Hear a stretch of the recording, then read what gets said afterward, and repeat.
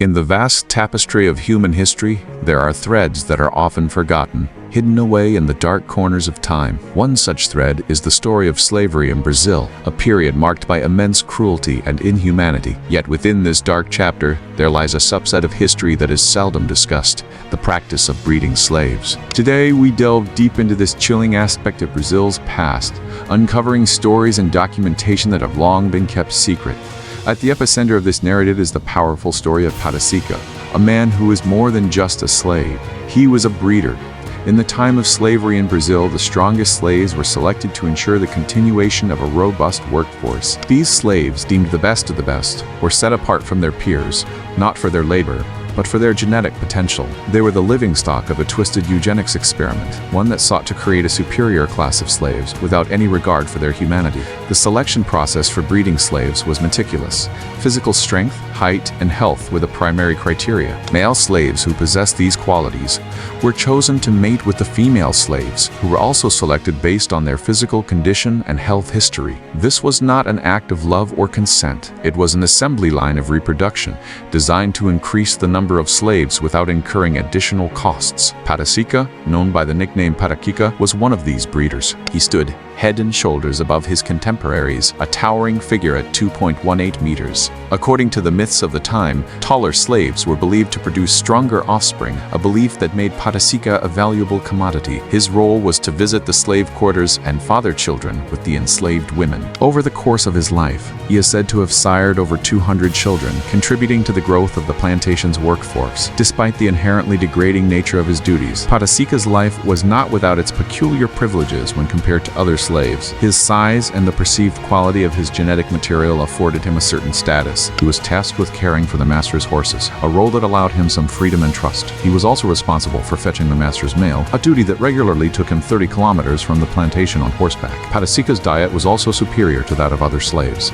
He was given the same food as the plantation owner, including vegetables, fruits, juices, and eggnog each morning. These small comforts were a stark contrast to the brutal conditions experienced by his fellow slaves, who toiled in the fields under the grueling sun. When love found Patasika, his master allowed him to live with his wife in a house on the property. They had 9 children together, a rare privilege for a slave during that time. However, it's important to note that these perks did not change the fundamental reality of his existence. He was still a slave, and his primary duty was to breed. Patasika's life spanned nearly a century, with some accounts suggesting he lived to be 130 years old. His death, recorded in 1958, was attributed to heart failure, myocarditis, sclerosis, and senility. The lack of clear documentation regarding his birth and death makes it difficult to confirm his exact age, but there is no denying the impact he had on the plantation's workforce and the lives of the slaves he fathered. The story of Patasika and the breeding practice during Brazil's slavery era is a testament to the resilience and adaptability of the human spirit.